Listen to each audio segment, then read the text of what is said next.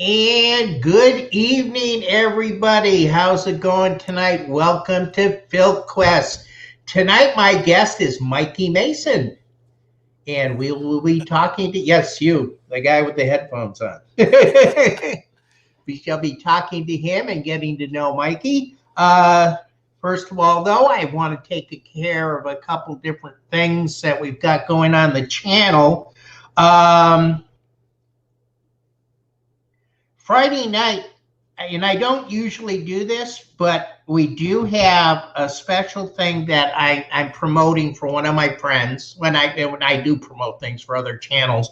Friday night at 8 p.m. Eastern Daylight Time. I got links on the on my my Facebook page. There's going to be a Farragut. Remember, I was once part of the Farragut fan film. A Farragut episode, not an episode, but we're going to be Mike Bednar, who was one of the creators of Farragut, is going to be discussing the studio, the vision, and everything else. And it's going to be on a channel called NDB. It's Noriega Productions, and it's going to start at 8 o'clock Eastern Daylight Times. And if you have a chance, I really suggest you go over there. It's going to be a really good history lesson about Farragut and the studios in Kingsland and in St. Mary's, where it all started. And he's got a lot of pictures he's going to be show of the constructions of that. And believe me, it was a lot of fun building those sets. I was going down there to Kingsland, Georgia, and St. Mary's every other weekend. 5 hours both ways to build those sets. And we had a ball doing it. I don't know if you're aware of that, Mikey, but it's the exact replica of the old TOS, the original series bridge. I sat in the captain's chair from that because the crew of the Farragut was at, I believe it was either RavenCon or Mysticon the first time I went.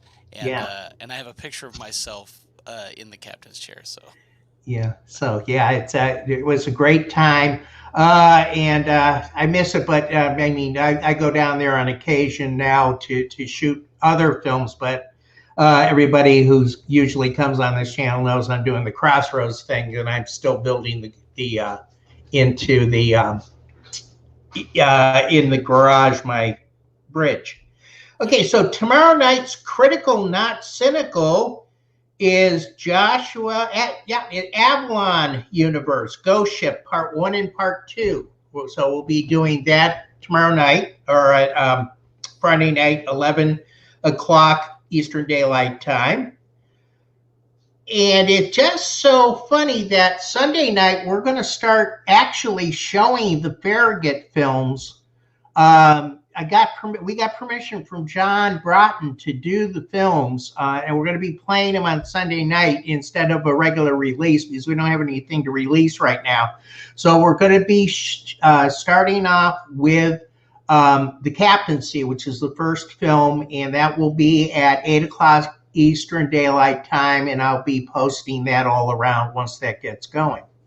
So that's basically what we're up to right now, and I try to think of who I have on next week. I'll know that before the end of the night, but let's see who's in the chat. Madison Matricula Roberts is here. Hey, Madison. Hey, there she is. So she calls me senpai, which is an anime thing about teachers and whatever, but I learn far more from her than she probably has ever learned from me. And if you don't have a young mentor, somebody who's younger than you and more with it than you, and more technologically savvy than you, you need to find one, because everyone needs a Madison in their corner, period. I have found a couple, but as a matter of fact, Madison has helped me out when I started Twitch, and I haven't done it in so long ago.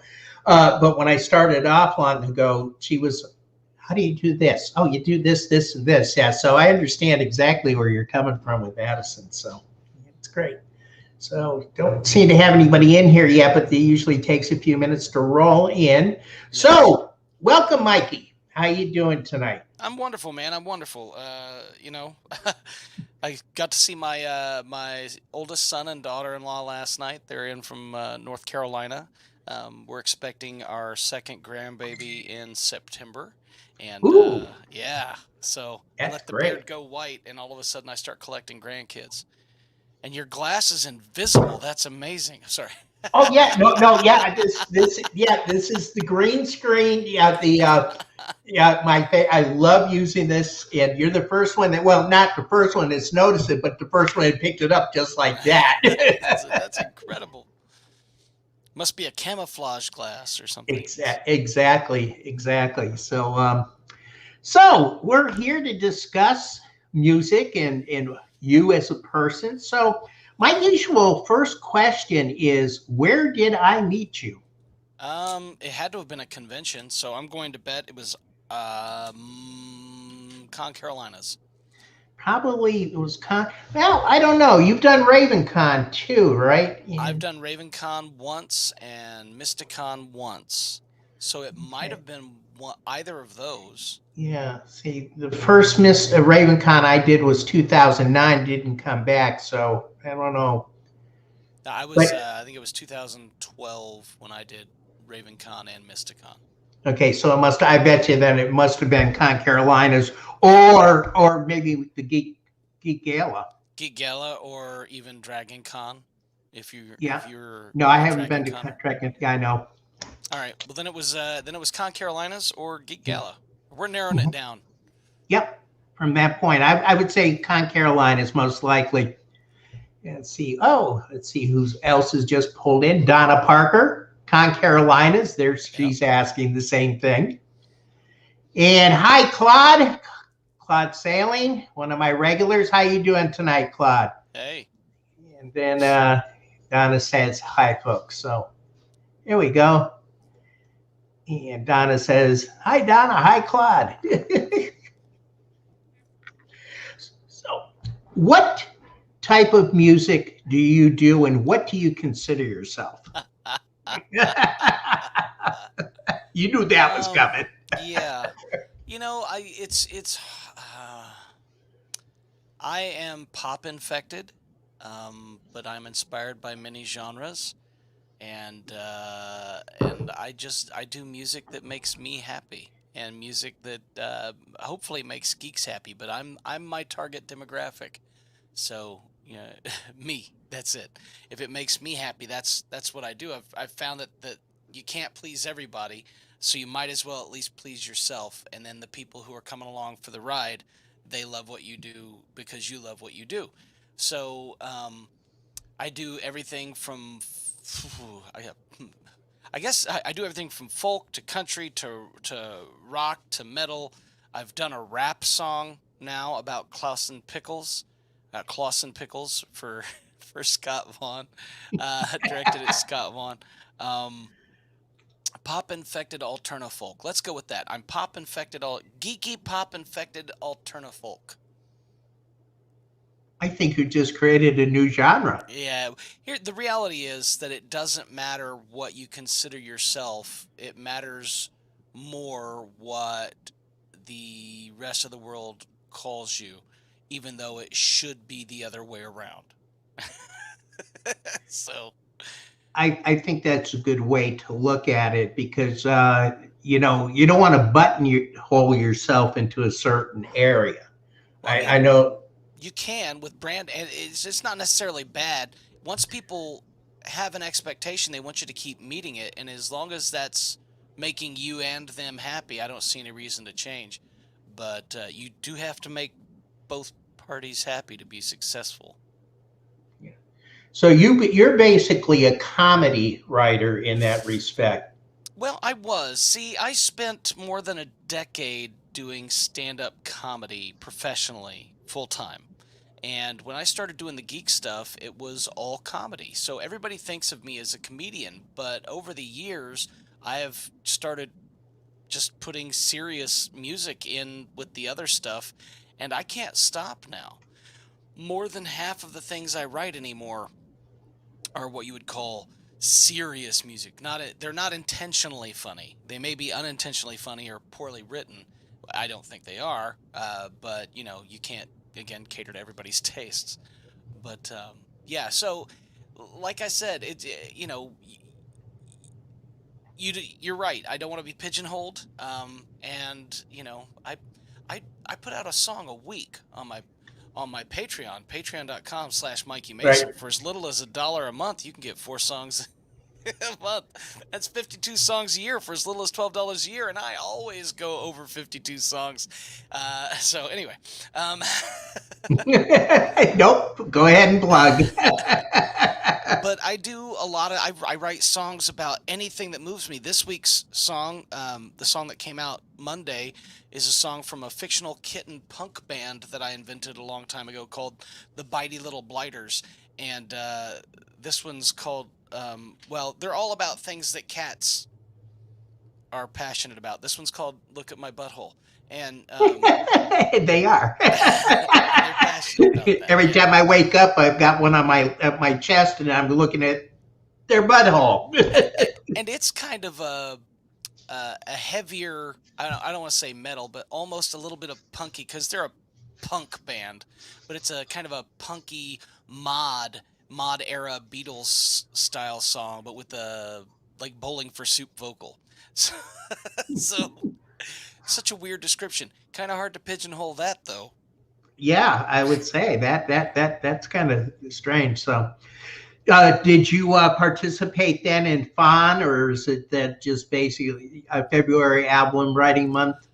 I do that every year anymore. I don't always succeed in writing 14 songs in 28 days, but since I write so much anyway, it's just more of an excuse to do more work faster. It makes me super happy.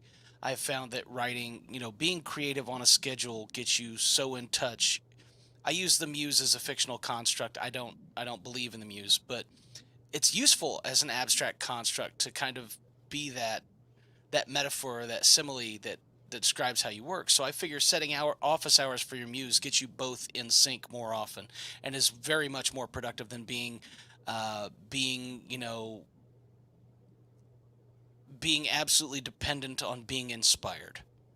And I think that a lot of people don't realize it when they look at a songwriter, that songwriters really, the ones who are doing it all the time, treat it as a job. You set up a certain time of the day that you're going to sit down and work on it, and then Oh you yeah. take your breaks and stuff like that. Whereas somebody like me, and I'm not a professional, so when my muse hits me, it's 2 o'clock in the morning, Sure. and I have to get up and write it down. And So don't get me wrong, we still get hit by songs at 2 in the morning, and we have to get up and write them down and sing them into our phones, or we lose those songs. And we don't want to lose those songs either. But the other side of that is that we get up and we write it down, and then we go back to bed. Whereas before, I would get up at 2 in the morning and have to write the whole song.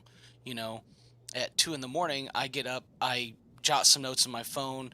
If there's a melody involved, and usually there is, I walk into the bathroom, I sing it into my phone quietly, and then I go to bed. And the next morning, I'm like, that's what I'm starting with, because that's where the muse led me. That's the inspiration, and then craft takes over, because if the inspiration's gone at that point, the craft takes over, and there is so much to be said about being able to work competently when you're not particularly inspired. That I know people think that I know people that do think that I'm just inspired all the time and by everything, and kind of I am, but that's kind of like because I make myself be. I'm like, why can't you write a song about that? You can write a song about that. Let's write a song about that. I wrote a song called "My Pillow Is Crying," and somebody thought it was a political song because of the My Pillow guy. yeah, that's the first thing I said to myself. But it's not. It's about wanting to sleep in, and it's about humanizing your pillow as like being in a relationship with your pillow. My pillow doesn't want me to get up, and I'm like, but I like getting up. I like doing the work, but and it's a very Beatles-esque song. It's one of those that got put on my Patreon that will probably never make an album, but it's a really sweet, nice song that just came about from doing the work. So from that point. So how many instruments do you play? All of them badly. Like abhorrently. I play rhythm guitar. I can force myself over many sessions and many takes to do some lead guitar, and I have. And some of those solos I'm very proud of. Um, but most of it's melodic. It's not never anything too intricate. I play bass guitar, mandolin, um, ukulele, some keyboard, some drums, anything else that I bother trying to pick up, I'll figure it out or fake it. I'm no Scott Vaughn. If you know Scott Vaughn, Oh, he and his yes. kids can play anything. Yeah, I was watching. They of course were at Congregate, and just watching them all the time, just performing and stuff like that. And they were talking about, I guess, the youngest Liam, yeah, Liam. Yeah, he just can pick up anything. And Scott was saying, just it's incredible. yep, He just picks it up, yep. figures it out in 10 minutes. So, I hate talent. Oh, did I say that out loud? Talent is great, but it's a I dangerous gift It is a dangerous gift. because it's there are people who well, it's when I was talking about office hours for your muse. There, if you're a slave to inspiration, then you can't do the work if you're not inspired. And a lot of very talented people aren't necessarily very disciplined people. It just turns out that they're creative enough that it really doesn't matter. That Liam is that good and that Oh, I creative, know and it he really is. doesn't matter. And he probably has a great work ethic. I know his dad does too, and his mom. So, yeah, they're fantastic creators. But a lot of people who rely solely on the talent and not on the skill don't have the discipline to do something when they're not inspired. So when did you actually start looking at music and saying to yourself, "This is what I want to do"? Because you basically are professional from that point now. Yeah, that's I haven't had a day job since 2009, June I think 19th, 2009. So, the IRS is like he's been working for himself that long. So, when I remember being in the wheel well of the car back before you had to be in seatbelts, and I was in preschool and singing along with the radio and thinking I could be a background singer for a living, and I was in preschool. I remember being in fourth grade, and my fourth grade teacher, Mr. Lovelace, asked what I wanted to be. What do you want to be when you grow up? And my answer was Paul Stanley, um, the lead singer of Kiss. And Mr. Lovelace didn't miss a beat. He just looked at me and said, "I think that job's taken." So um, it's been a lifelong thing. Music has been part of me since I was very, very young. So. And I grew up wanting to be a rock star. Now, I may not be a rock star, but I'm a rocker.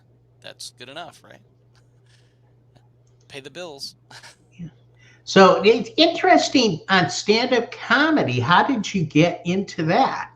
Um, I I always thought I could be a stand-up comic. Everybody who's funny with their friends thinks that they can be a stand-up comic. And you know, again, the difference is how much are you willing to work at it, because there's only so much being naturally funny can do as far as doing stand-up comedy. When I was in college, my 21st birthday, my sister Tina took me to a comedy club, and I saw a comedy duo there. Um, and they were Malone and Nucci's. And I watched that whole show, and I enjoyed the show, but the whole show I'm sitting there thinking I can do that for a living. And I was in a comedy troupe at the time called Absolunacy, and we're getting ready to celebrate the 30th anniversary of Absolunacy because they're still on campus. I was in the first performing cast of Absolunacy, and now Abso is getting ready to celebrate their 30th anniversary. That's how long ago I was in college. So, Wow. Trust me, I know the fact, because when I think of how long I've been out of high school, it's yeah. So, um, it was on my radar then, and I always had it on and off that I could do and wanted to do it. It was in 2004, 2005 that I decided this is what I'm going to do with my life. This is going to be my career, and started working towards it. And that's when things started happening. And it was just oddly amazing. Now, I'd been writing material for decades at that point, so it's not like I went into it with no material, but yeah, it was pretty fantastic how quick things took off for me. Now, have you ever played in a group or anything, or have you always been a solo act? Oh, I was in bands all from middle school through high school and into college, and then in college I got into a duo, Mikey Mason and Sean Smith, so we were S&M. And Sean performs with me at Dragon Con, but the thing is that people have different goals and different desires and different levels of motivation and different willingness or schedule to rehearse. And I found that it was much, much easier to only have to deal with me and where I was willing to travel and what I was willing to do and what I was willing to sacrifice to get what I want, rather than have to deal with anybody else. And bands that can make it, that's a whole different level of sacrifice, because you're married to a band at that point. So yeah, so since I started professionally, I've always been a solo act, although I've worked with some fantastic musicians on and off stage and backstage, but nope, solo act. So where do you perform now, basically? I know you perform, of course, at science fiction conventions, but where are you performing at your day job or whatever, or your night job? I don't, that's it. That's my living. I write songs every week. I do podcasts for Patreon. Mikey Talks is the podcast. Super original. Great title, huh? I'm going to sit here and talk into a microphone. Well, I call it Mikey Talks. Okay. And, but it's no TED Talks, I'll tell you that. But, so, and then I play conventions and house concerts, and that's it. I don't do, a few years ago, I stopped booking comedy clubs and just focused entirely on doing geek music for geeks and, for the crowds. And occasionally I'll play a Renaissance festival. I have a Ren Fair act that I do with Sean Smith, and I did it alone last time because it was on super short notice. But we're called the Varlets, and we do original pirate comedy music for Ren Fairs and such. But that's it. I've been doing online shows monthly since August of 2015. So I've been building an audience for, and trying to expand it slowly in small concentric circles headed outward for years. And individually we're drops of water. Together we're a mighty ocean. Right. Yeah. So I just have enough people in my corner, enough wonderful, amazing people who like what I do, that I get to do it for a living. And that's really a nice thing, to be able to take that passion and turn it into something that you can do every day and feel, don't feel the pressure. Oh, I'm sure you have different pressures, like, Oh, yeah, without a doubt. But I mean, at least you're doing something that makes you feel good. And I think the added bonus is it makes a lot of other people feel good. Well, and then, because I suffer from depression, and I don't hide it, and I talk about it openly in the podcast, and I write songs about it. I don't know. Maybe it's that I'm fairly accessible as a creator, but I also hit chords of commonality. I mean, a lot of us suffer from depression, and especially those of us who are fans of things, So I think more people suffer from depression than would let on, and we really need to be able to talk about it honestly. And when you said that, I said to myself, of course, I suffer from depression. Yeah. and I said, I wonder if it's that creative mind that we have as creative people that helps with that depression. I mean, I know a lot of the performers I know, my friends, have that. I mean, we can take a look at almost anybody in our circle that we know. And we've got quite a few from there. And we all support each other, which is another great thing about that. Oh yeah. But I wonder if it's creativity that is part of that denominator that puts us in that for any It reason. it might be. I think people are in general more creative than they give themselves credit for. And I I also think that it's uh, perhaps more markedly pronounced in those of us who express our creative urges regularly. But that's because we use those impulses to fuel our creative outlet in a way.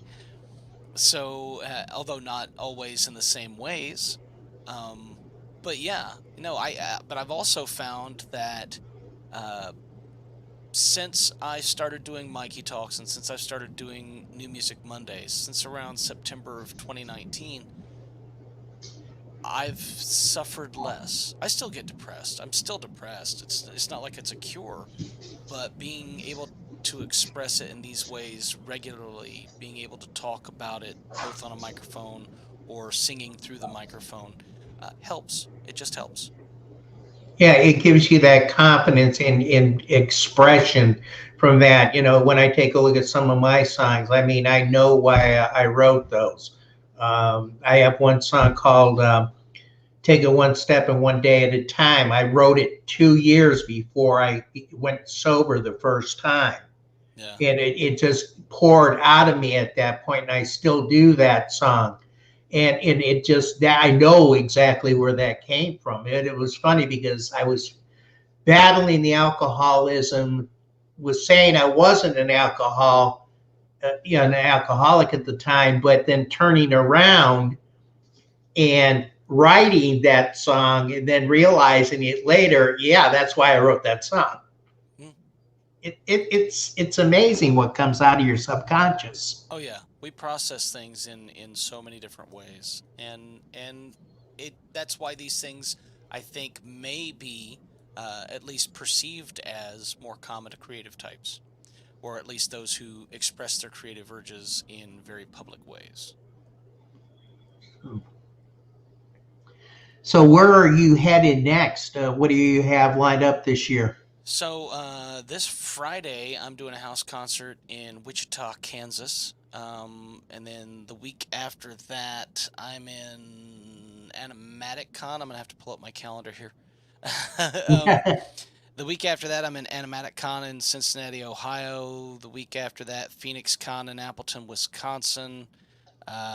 Then I have a week off, and then I have a uh, private event. Private. It's a personally scheduled event. It's my fantasy football league's draft day, and I'm not allowed to miss it.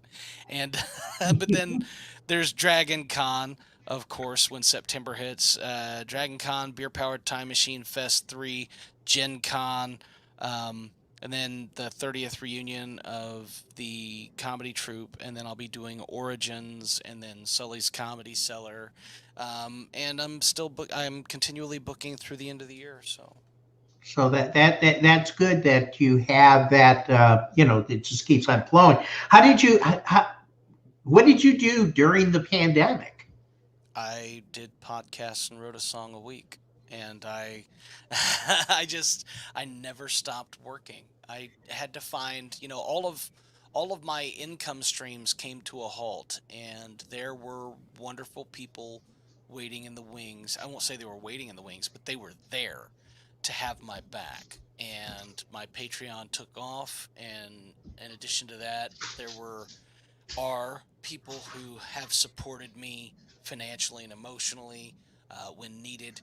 But we've never had to miss a rent payment, never had to miss a car payment, never had to. No, there were no late bills. Maybe we weren't and still aren't living extravagant lifestyles, but we also weren't having to put these things on credit cards. Right. So it was fantastic. And then because I also run trivia every week for a local pub, um, well, since the pandemic shut that down, I started running trivia online on Facebook for a while. And I did that for a few months before I stopped. And tried to raise some money for some charitable causes while I was doing it, instead I of remember seeing that, a lot of yeah, that out there. instead of asking people to pay me, or tip me for doing it. I was like, if you want to tip me, great. Tip $10 to this person who lost their house in a fire, or this person who's suffering a hard time with what, because everybody was suffering a hard time. Yeah, and I know at that point in time, through the whole thing is, I was fortunate to be working from home for the bank, but I had a lot of friends out there like you guys, who had to pull back from what you do, and very much I'm glad to see the community supported artists Oh yeah. out there and help them, because and I think that's one. I think we've learned a lot of things because of the pandemic. How do you think it's affected music, in this right now? You've been, of course, you said you've been doing things since 2015 online. Yeah. I think that it made attending an online show not necessarily just acceptable, but desirable. There were people who did it before, and there are still people who do it because it's the way to stay in. They want to see a Mikey show every month or whatever. So, but getting people online to uh, tip and normalizing it was a huge step. And it made, a lot of people were like, we're making more money than we've ever made at music because people are tipping us. And that was fantastic. I felt great for them. Of course, I took a financial hit because everybody was tipping everybody. Right. Everybody else. But I can't be sour about that because I had viewers, and I want my viewers to support all the artists that they love. I want all the people who support me, you know. And I tell them, I tell them on Patreon, and I tell them when they're tipping me on the shows, you have to take care of yourself first. It's Mhm. like being in an airplane. When the air mask drops, you're supposed to put it on yourself before you put the one on the person who needs help in the seat beside you. You have to take care of yourself financially. You have to cover your own bills, because if you're not taking care of yourself, you can't take care of other people.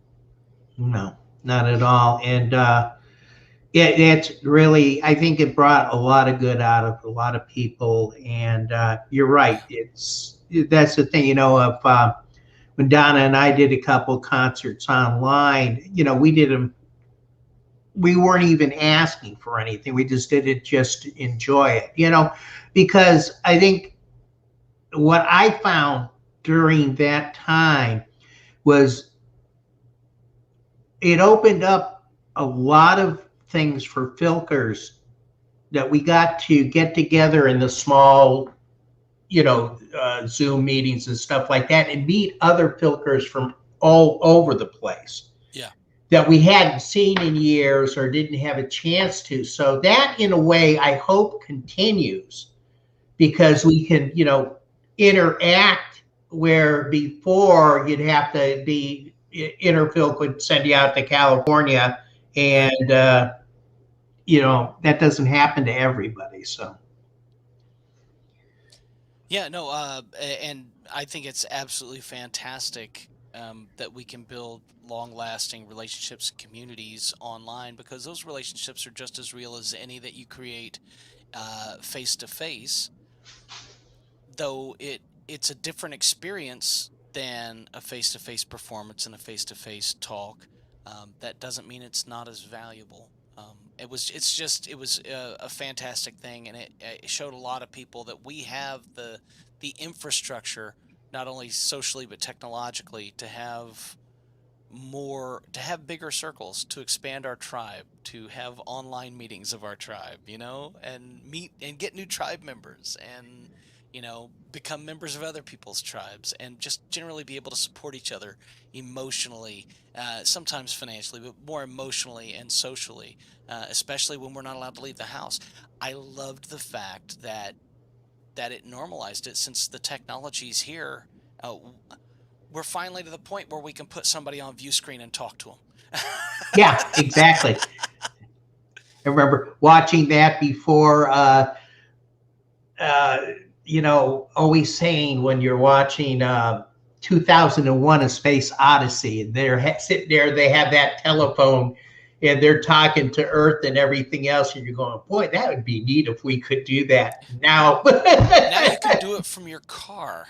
Yeah, I know. You can FaceTime somebody from your car. You just it's in the cradle on the dashboard. You hit FaceTime, or you can live stream to Facebook or whatever from your car while you're driving, and you're just talking to. People do it all the time. Yeah, it was funny though when these first came out. I said I will never get tethered to one of those things. Can't go any place in the world without that now. But what a lot of people didn't understand about these and about tethering or however you want to call it, is that I used to say we carry the Library of Alexandria in our pocket. I like that. But now I say that we carry the Hitchhiker's Guide to the Galaxy in our pocket because it's a more apt metaphor. You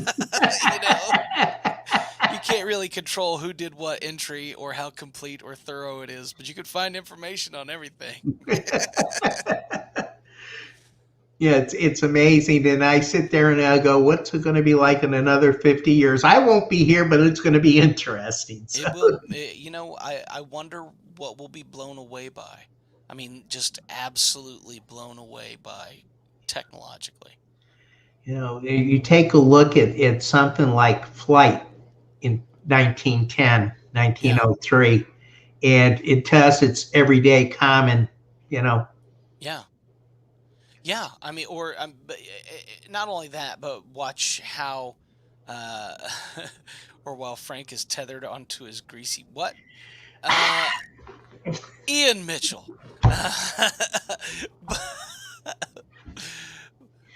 When they like in the 1950s when commercial flights.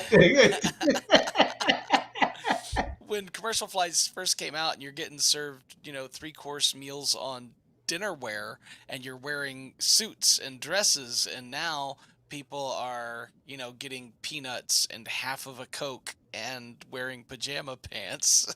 Exactly. Oh, I know it's just incredible. No, that something started when I first when Vance and I got together and I came on this channel with him. We got into a discussion one day, and somehow it turned around to greasy or pole dancing or whatever. On occasion, hit the wrong thing here. On occasion, it's always Ian too. What you have to do is you have to throw this up for Ian. No, wait a minute. Hold it. There it is. You have to throw that up for Ian. Yeah, and let's see. Let me go back there. Or my new one recently is this one. Let me get this.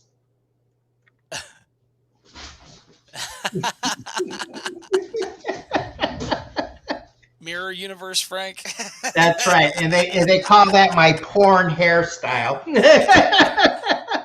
Is that the style you use on the pole? Is that? Yeah, exactly. That's what it is. So welcome to our other world. And what I was going to say something earlier, because when we were talking about expanding our universes, one of the reasons need more chest hair. Yeah. Trust me, that I don't need, Ian. What I was going to say is one of the reasons I wanted to do this on this particular channel is Vance and I are filmmakers in the Star Trek fan film area. Mm-hmm. And we've got a lot of different people, of course, into science fiction. And, of course, what is Filk? The music of science fiction. Well, so it's more than that now. Well, yeah, you could have, you can have so many discussions on what is Filk. Right. Okay, that's a good one, because I know I've had this with Gray, and I've had this with Madison and DJ and Chuck. What's your definition of Filk? What do you think? The music of fandom. Okay. It's that simple. It's the music of fandom. You know, it can be about fantasy, it can be science fiction, it can be about whatever. And I know that that's probably not how it originated, although the origins are murky. There is no clear-cut, absolute, definitive the history of Filk, but it does seem that the one thing that ties all of them together is a fanatic passion for intellectual properties. You know, so whether it be that science fiction, be that Leonard Nimoy singing the Ballad of Bilbo Baggins. I mean, one of my favorites. So I define it as the music of fandom, while recognizing that everybody who knows about Filk is gonna have a different definition of what Filk is to them. You know, when I met Matricula or Madison and DJ and Gray, it was all at the same time. It was at a Con Carolinas. Yeah. And I hadn't been there in 1 or 2 years. And I walked into, to me, what was the Filk room that night, the first night. And I walked in and I see this flame in the middle of the floor, and I'm going, it's the nerd campfire. I said, what the hell is this? And I said, this isn't Filk. And then and I told this to Madison. I said, the first time I met you, I thought you were crazy. I said, what is this? The younger generation's just going to come waltzing in here and change the Filk rules? That was the best thing I think that ever happened, is the fact that it started bringing everything together. It's not just Filk, it's nerd music. It's wizard rock. It's steampunk. It's anything that is performed in a circle of friends or in a group of friends who are having a great time and enjoying trading back and forth. If I was pressed for an official definition of Filk, I don't think it's a style or genre. I do think it's a community, and I do think that egalitarianism, that circle, is incredibly important to the Filk experience. That the weight of attention that everyone and respect that everyone in the circle gives everyone else. And it doesn't matter about your level of ability or talent or skill. It doesn't matter if you've written one song or 1,000, or if you've written one parody or 1,000. It doesn't matter if this is your very first time performing or your 1,000th time performing or whatever. Whoever's turn it is, they get our attention. They get our buy-in. They get our applause, they get our good wishes, and they get our participation in their music. And it's a very liberating experience, which is completely different from the regular proscenium-based performer audience delineation. And so I think that Filk really is, in my perspective, more of a community than a genre, which is why... But I wasn't involved in it back when it was. Ever since I've been involved in Filk of any kind, it's been more broadly centered, Right. But your depiction of your response, your internal response to seeing Madison for the first time, explains some of the looks I was getting from people around the Filk circle the first time I performed at a Filk circle and did Best Game Ever. Yeah. So. But it's things. I remember the first time I got involved with Filk, and I'm actually a newcomer. When you look at it, I didn't find Filk until 1998, even though I'd been writing Filk songs. Does that make sense? Sure. Yeah. And I was a very, very, self-taught musician, fumble, rhythm guitar, do a lead. What's that? Here, Come on, Rover. That's my lead. But what it did to me was the first time I sang a song with my horrible voice and everything else, people applauded. They made me feel welcomed. Yeah. And because of Filk, I can now get up on stage and perform. And when I make a mistake, I don't put the guitar up for 6 months and have a nervous breakdown. You know, which and but that's also a valid response when you've never done it before, and you feel like crawling into a hole. I screwed up I screwed up chords that I wrote, and they all know I wrote them. I screwed up both the words and the chords, and I didn't hit the note, and it's not a hard note. I just forgot what the note was because I was nervous, and so. But it happens. It happens to all of us, and I just look at it now and I just go, I didn't do that, did I? But now I have one of these on a stand in front of me. It has all my words and my chords. I still forget them. I still get them wrong. Yeah. I do too. I said, I have to have this here so I can forget. I can have a legitimate reason for forgetting the words. Oops, I need to look at my Did you want to do a song? I would have to hook up a guitar to do a song. Hold on. I just had to give you the opportunity in that. Let me hold on, I'm almost there. What is that?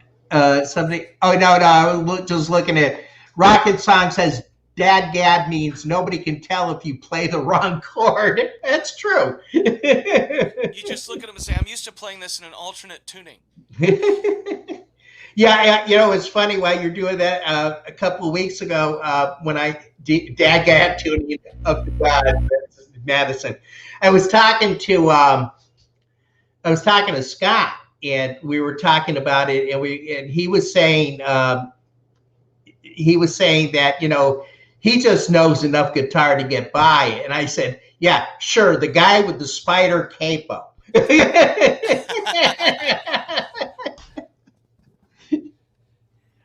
All right, can you hear me? Yeah.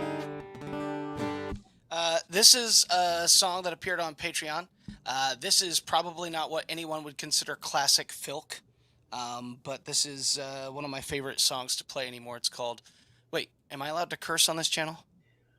I do all the time, damn it. All right, well, it's called Sorry Mom. They say the real miracle of Jesus was having 12 close friends in his 30s. All my friendships now are just figuring out whose turn it is to cancel plans. And I'm so tired all the time, and my back hurts all the time. And I just cleaned my whole house, and now it all needs cleaned again. And I finally understand what my mom was so upset about. I got a laundry pile and a real nice box I can't throw out.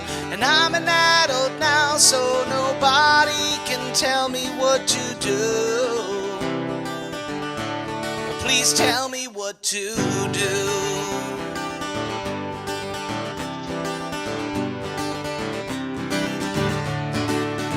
I'm always rushing to get somewhere I don't really want to be. I used to sneak out to go party. I sneak out of parties now to go home.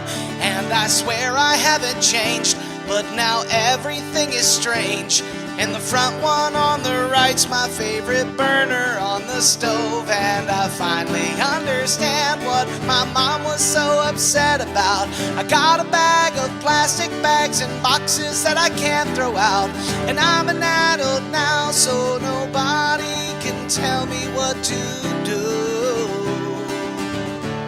Please tell me what to do. I wanna be invited, but I just don't wanna go.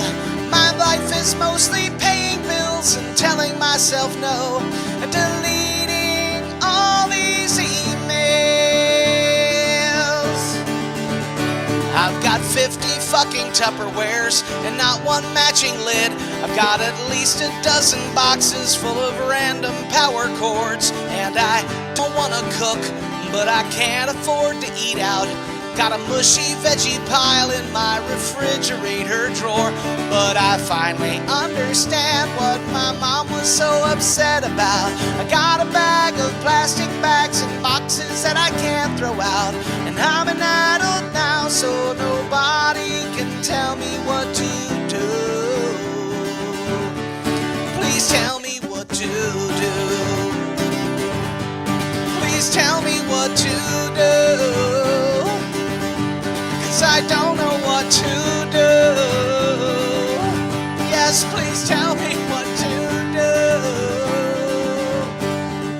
do. Sorry, Mom. When you started singing about the chords and the boxes and the Tupperware, I said, "Have you been staring at my kitchen and house?" Let me turn off my effects pedal. And well, that's this when you said what kind of music do you write? I write music where I'm the target audience. I write music for people like me, and a lot of people hear my songs, and I wrote a song called "The Opposite of Cool." Yes. And I love to tell this story because it meant that I was connecting with somebody that was hugely important to me. My son was in 7th grade when I wrote The Opposite of Cool. And he was in a school at the time that was a half hour from home. So I had to drive a half hour to drop him off, and then a half hour home, and a half hour to go pick him up, and a half hour home. So it was 2 hours a day in a car. But I love my son, and I'll gladly do that. Not a problem. So I wrote Opposite of Cool, and it was an emotionally raw song for me writing it, and it took me literally 3 days to be able to play it all the way through without crying, to be able to record the song, a demo. So I recorded a demo of the song, and the day I recorded it, I was picking Jack up from school, and I said, "You want to hear the song I wrote?" Now, he's a 7th grader in his phone, and he's like, "Sure, I'll listen to the song." And the song starts, and after a few seconds, he turns his phone off, and he just sat there and listened to the whole song. And when the song finished, he said, "How do you know so much about me?" And he's a 7th grade kid. He's my son. And I wrote this song about me, and I never even thought about how it might apply to somebody else, let alone somebody I love that much. And so, when it started connecting with people, it didn't surprise me anymore, because if it could connect with somebody that generationally removed from me, then it could connect with everybody. Rocket song, tell your wife thank you. And also, I love Build My Wings. I just played it the other night, and I absolutely love that song. So I wrote Build My Wings on the way down in a live stream on Facebook. Wrote and recorded the demo live on Facebook over a 2 or 3 hour period. Isn't that amazing? Some songs just come out like that, and then some songs just don't write themselves for years. Well, yeah. Well, that one was that was a work of Patreon. I said when I hit a certain level, I'll write a song live on Facebook, and I'll take your suggestions. And so I said, "What chord do I start off with?" And they're like, "G." And I'm like, "Okay." And I'm starting with a G. And what's this song about? Being bored at work and working on your role-playing games. And I mean, this is literally the suggestion. And somebody said, zombie demon cows. There you go. And so I wrote a song about being bored at work, working on role-playing games, and then it took a left turn into murder cows. Cows with guns. So yeah, but and it's one of those craft over inspiration songs. I let them provide the inspiration. I let myself, and when I was recording the album Driven, I tried because I love the chorus is based on a quote from Ray Bradbury, one of my favorite authors, and he said, "If you want to learn to be a writer, go to the edge of a cliff and jump off. Build your wings on the way down." Wow. Yeah. Yeah, because there's nothing that gives you the motivation to learn like the fact that you're going to die. Go to the edge of the cliff and jump off. Build Your Wings on the Way Down. So I wanted to, and I was trying to make something super profound with Build My Wings on the Way Down, and it just turned out that once you put the lyrics there, sometimes the placeholder lyrics, they just become the words and nothing else sounded right at all. So I just recorded it the way it was written. Wow, that's incredible. You were saying earlier, just before you did the song, that it's not really Filk. I think that Chuck came up with this when we were talking when he was on, where we decided that anything that is played in in that particular is considered Filk because it's what is shared. I don't think I would ever consider myself a Filk musician. I don't think of myself that way No, because I I think can see that. when you say that, it's like, is that a genre? But I am absolutely a Filk musician in every single Filk circle that I ever participate in because I'm a member of that community. I love so many people in that community. I respect them all, and I love seeing the creativity and the inclusiveness of a circle, and I love being part of that creativity and inclusiveness, and I don't want to not identify with it. I wouldn't market myself that way, but in large part, it's because I don't think it's useful to market myself that way because most people don't know what Filk is. The vast majority of the world doesn't know what Filk is. It's been very poorly marketed. Yeah, and it's basically because it is used, mostly um, in science fiction conventions and stuff like that. But to me, Filk is the way folk music used to be, in which it is somehow is everybody just grabbing their guitar or their dulcimer or Sure, yeah. banjo and just sitting around and trading, Yeah. guitar pulls, just that's the community. We Yeah. just happen to have that we're a subgenre of a larger fandom. Yeah. Yeah. Yeah. And that's again why I consider it more of a community than any genre, any individual genre, because it's so hard. I don't know. I don't want to be the guy who looks at somebody else and said, "Well, what you did doesn't belong here." I'm the guy who said, "What you did was friggin' awesome, and I Yeah. enjoyed it." I, Or what I would have never, I would have never thought to listen to something like that or write something like that, but I really enjoyed it. Yeah, I mean Stan Rogers in a Filk circle. Common. Do you think Stan Rogers would have thought himself a filter? I don't know. Don't think so. But it's one of those things. It's what we enjoy. I mean, heck, I do a lot of songs in circle that aren't specifically science fiction related. Yeah. Yeah, most of my songs aren't science fiction related. Um, But they're funny. They've got not all of them are funny. Like you said, they're serious. I've heard more of your funny songs than I've Most heard people of your have. They're serious. the ones that get popular. Yeah, well, that's the thing. I write serious songs, and I'll watch somebody like Larry Kirby, Yeah. and Larry Kirby writes the funniest songs in the world. I cannot write a funny song like him. But everybody has their. Yeah. We all have our own wheelhouse, and you play to your strengths, and then you build new strengths if you can, and it's only by working on them. And it's never the same process for any two people. We're all at different stages in the game. Well, we're coming to the top of the hour, and usually like to do it for an hour. And want to thank you. Did you have any last thoughts or anything you'd like to say before any plugs or anything? Sure, MikeyMason.com, Patreon.com/Mikey Mason. I put out new music every Monday. They're called New Music Mondays for a reason. $1 a month gets you 12 songs. Sorry, $1 a month gets you 4 songs a month. Period, or 52 songs a year. And so even if you think they're going to be bad songs, that's 25 cents a song, and I haven't put out a bad song yet. I might be biased, but I hope you check it out, and support the artists you love, even if that's not me. Support them. Celebrate the things you love, or they will go away.